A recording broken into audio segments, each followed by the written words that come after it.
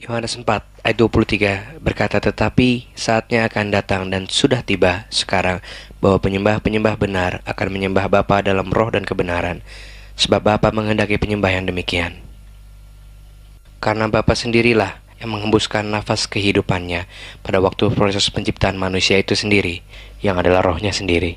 Sehingga kalau kita mengaku kita menyembah dalam roh, ini berarti kita harus taat dan setia senantiasa kepada Tuhan, dengan kesadaran penuh bahwa rohnya sudah diinvestasikan dalam kehidupan kita. Dan kalau kita berkata kita menyembah dalam kebenaran, ini berarti kita harus menyembahnya dalam total openness, dan juga dalam honesty, dalam keterbukaan penuh, dan juga dalam kejujuran sepenuhnya. Marilah kita menjadi penyembah Tuhan yang menyembah dalam roh dan kebenaran. Tuhan Yesus memberkati. Tuhan banyak memberikan janji buat kita anak-anaknya, karena Dia tahu hidup yang kita jalani tidak mudah dan tidak gampang. Keselamatan, sukacita, damai sejahtera, kekuatan adalah beberapa hal yang Tuhan bisa berikan dalam kehidupan kita, asal kita menyerahkan segala sesuatunya di dalam tangan Tuhan. Immanuel, Tuhan beserta kita. Saya tidak bisa berhenti bersyukur atas semua yang Tuhan buat di hari-hari saya. Keluarga yang takut akan Tuhan, sahabat-sahabat yang selalu menyediakan dirinya, serta talenta yang Tuhan sudah percayakan atas diri saya.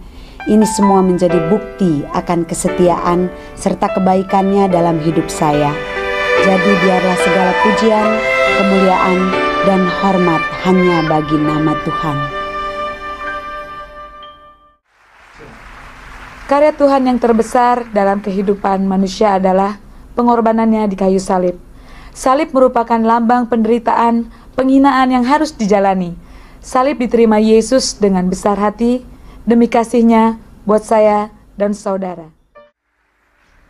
Kasih Tuhan itu baik adanya. Kasih Tuhan itu sempurna adanya. Kasih Tuhan itu melampaui segala hal. Kasih setia Tuhan lebih dari hidup.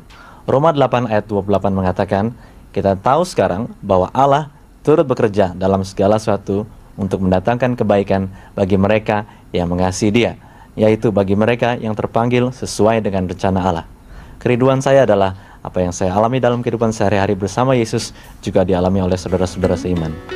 Lagu pujian yang saya bawakan dalam album ini menyatakan dan menggambarkan bahwa Yesus adalah benar-benar kasih yang sejati dalam kehidupan saya.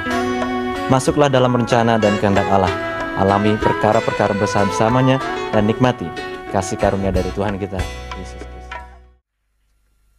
Melayani Tuhan, untuk bisa efektif kita mungkin harus bisa saling komunikasi yang baik satu dengan yang lainnya, dan ngobrol bukan cuma sekedar ngobrol hal-hal yang berbau rohani, tetapi hal-hal juga yang kehidupan sehari-hari tentang ya gimana kabarnya, gimana kabar keluarganya. Ya itu berarti kebersamaan kita, gitu.